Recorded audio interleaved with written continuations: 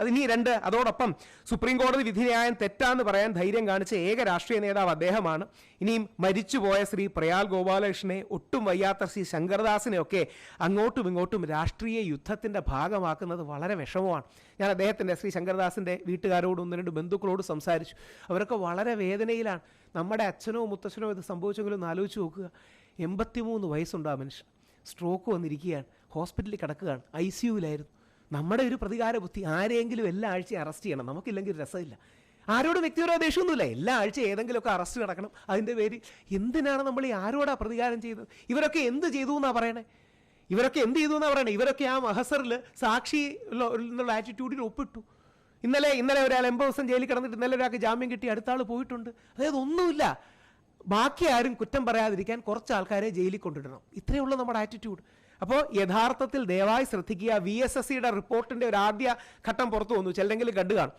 അതായത് ചെമ്പ് പാളികളുണ്ട്, നിങ്ങൾ അറിഞ്ഞിരിക്കേണ്ടതാണ്. ദ്വാരപാല ശില്പങ്ങൾ കല്ല് വെച്ചാണ്, അതിൻ്റെ മേളിൽ ചെമ്പുണ്ട്, ചെമ്പിൻ്റെ മേളിലാണ് സ്വർണ്ണമുള്ളത്. ആ ചെമ്പ് യഥാർത്ഥത്തിൽ പഴയ ചെമ്പ് തന്നെയാണ് ഇരിക്കുന്നതെങ്കിൽ ഈ കേസും സുഭാഷ് കപൂർ മോഡലും ഒന്നും ഇല്ല. പിന്നെ കാര്യം അതുണ്ടെങ്കിലല്ലേ ഡിവൈൻ വാല്യൂവിനും സേക്രഡ് വാല്യൂവിനും വിൽക്കാൻ പറ്റൂ. യഥാർത്ഥത്തിൽ അതില്ലെങ്കിലില്ല. ഇത് ഈ ആൾക്കാർ കഥയുണ്ടാക്കുകയാണ്. ഇപ്പം പല അമ്പലങ്ങളുടെയും മേളിലുള്ള താഴികക്കുടം ആൾക്കാർ അടിച്ചുകൊണ്ട് പോകുന്നത് അതിൻ്റെ മേളിൽ ഇറീഡിയം ഉണ്ട്, 500 കോടി രൂപ കിട്ടുമെന്നൊക്കെ വിചാരിച്ചാണ്. അത് ഈ വെള്ളി മൂങ്ങ പോലൊരു കഥയാണ്. അമ്പലത്തിൻ്റെ താഴികക്കുടങ്ങളുടെ മേളിലൊന്നും ഇറീഡിയം ഇല്ല, ചുമ്മാ പറയണതാണ്. റൈസ് പുള്ളർ, ഇറീഡിയം, ലില്ലിപ്പുട്ട്, പിന്നെ നിങ്ങൾക്ക് ഇങ്ങനത്തെ കഥകൾ കേട്ട് കാണും. ഇതിൻ്റെ പ്രശ്നം എന്താ അറിയാമോ? വെളിയിൽ നിന്ന് കേൾക്കുമ്പോൾ ഒരു കൗതുകമാണ്, ആൾക്കാർ കൂടുതൽ വരും, അമ്പലത്തിൽ കുറേ ആൾക്കാർ വരും, അതിനെക്കുറിച്ചൊരു വിവാദം ഉണ്ടാവും, ഒരു ഓളം ഉണ്ടാവും. പക്ഷേ ഈ അമ്പലങ്ങളുടെ രാത്രിയിലൊക്കെ ആൾക്കാർ കയറി താഴികക്കൂടെ അടിച്ചുകൊണ്ട് പോകണം. നാസ ഇറീഡിയം വേണമെന്ന് പറഞ്ഞ് 500 കോടി രൂപ ചോദിച്ചിട്ടുണ്ടെന്ന് പറഞ്ഞു. നാട്ടുകാരെ ചുമ്മാ അമ്പലത്തിൻ്റെ പേര് പറ്റിക്കുകയാണ്. അങ്ങനെ ഈ താഴികക്കുടത്തിൻ്റെ ഒന്നും ഇറീഡിയം വരാൻ പോകണമെന്നില്ല, ചുമ്മാ പറയുന്നതാണ്. ഈ ചുമ്മാ പറച്ചിൽ മുഖ്യധാരാ മാധ്യമങ്ങൾ, ഡിജിറ്റൽ മാധ്യമങ്ങൾ പോട്ടെ, മുഖ്യധാരാ മാധ്യമങ്ങൾ നമ്മുടെ നിയമ സംവിധാനത്തിലെ സംസാരമൊക്കെയായി മാറുന്നത് വളരെ വിഷമമാണ്. അതിൻ്റെ പേരിൽ ഇനിയും പഴയ അറസ്റ്റ് ചെയ്യണം. കാര്യം CPM-കാർക്ക് എങ്ങനെങ്കിലും ഇനി 2-3 കോൺഗ്രസ്സുകാരെ അറസ്റ്റ് ചെയ്യണം.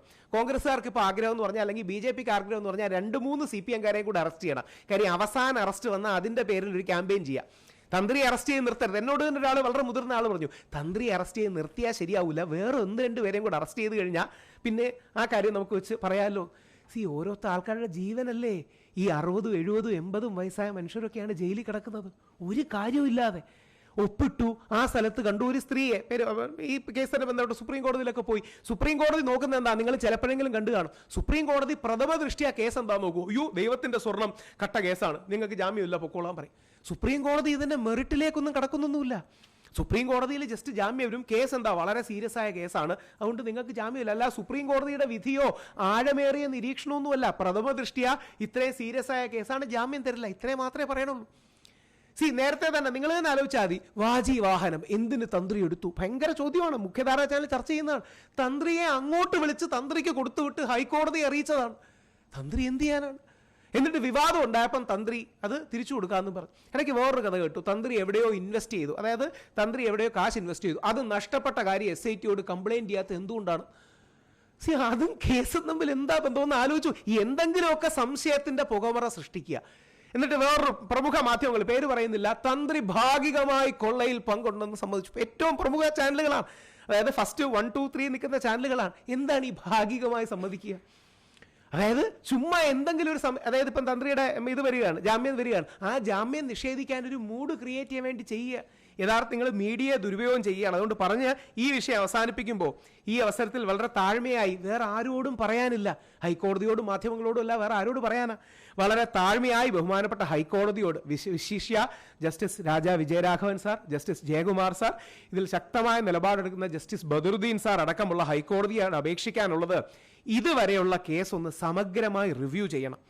നേരിട്ട് ബന്ധമില്ലാത്തവർക്കെല്ലാം ജാമ്യം അനുവദിക്കണം. അതായത് നേരിട്ട് ബന്ധമില്ലാത്തവർക്കെന്ന് പറഞ്ഞാൽ ഈ കേസിൽ എവിടെങ്കിലും ഒപ്പിട്ടോ അല്ലെങ്കിൽ അനുമതി കൊടുത്തില്ല എന്ന് പറഞ്ഞൊരു അറസ്റ്റ്, കൊടുത്തു എന്ന് പറഞ്ഞ് രണ്ടാമത്തെ അറസ്റ്റ്. തന്ത്രിയുടെ കാര്യത്തിൽ നിങ്ങൾ ആലോചിക്കേണ്ടതാണ്. അതായത് വാതിൽ പാളികളിൽ അനുജ്ഞ മേടിച്ചില്ല, മറ്റേതിൽ അനുജ്ഞ മേടിച്ചു.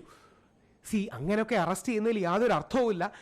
അതുകൊണ്ട് വ്യത്യസ്ത രാഷ്ട്രീയ പാർട്ടികളും ഇതൊരു റിക്വസ്റ്റും കൂടെ, ഇത് 2026 ഒരു ഇലക്ഷൻ അജണ്ട ആവരുത്. ശബരിമല സ്വർണ്ണക്കൊള്ള 2026 ഒരു എലക്ഷൻ അജണ്ട ആകരുത്. അത് CPM-നായിരിക്കും കൂടുതൽ ദോഷം ചെയ്യാമെന്ന് എനിക്കറിയാം, പക്ഷേ ആവരുത്. നമ്മൾ അമ്പലവും പള്ളിയും ഒന്നും അല്ലെങ്കിൽ ദൈവവും രാഷ്ട്രീയ വിഷയങ്ങളാകരുത്. ഇത് രാഷ്ട്രീയത്തിന് വേണ്ടി ദുരുപയോഗം ചെയ്തതാണ് എന്നൊരു അയ്യപ്പ വിശ്വാസിയുടെ ഭാഗമായി അഭ്യർത്ഥിക്കുന്നു.